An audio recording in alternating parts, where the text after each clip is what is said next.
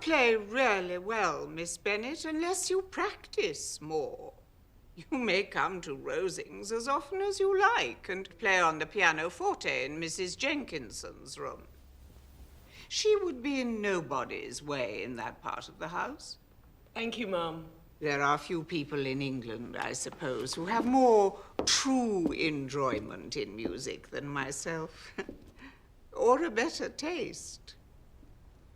And if I had ever learnt, I should be a true proficient.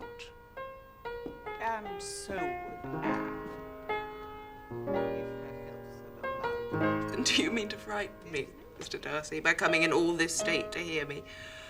But I won't be alarmed. My courage always rises with every attempt to intimidate me. I know you find great enjoyment in professing opinions which are not your own.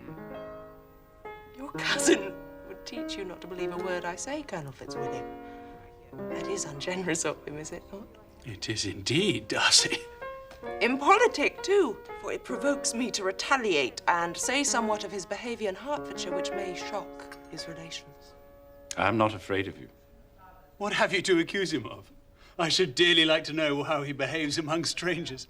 First time I ever saw Mr. Darcy was at a ball where he danced only 4 dances, though gentlemen were scarce and more than one lady was in want of a partner.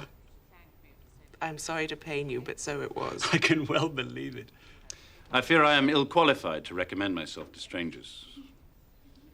Shall we ask him why? Why a man of sense and education who has lived in the world should be ill-qualified to recommend himself to strangers? I have not that talent which some possess of conversing easily with strangers.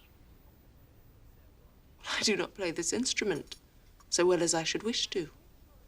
But I have always supposed that to be my own fault, because I would not take the trouble of practicing. You're perfectly right. You've employed your time much better. No one admitted to the privilege of hearing you could think anything wanting. We neither of us perform to strangers. What are you talking of? What are you telling Miss Bennet? I must have my share in the conversation.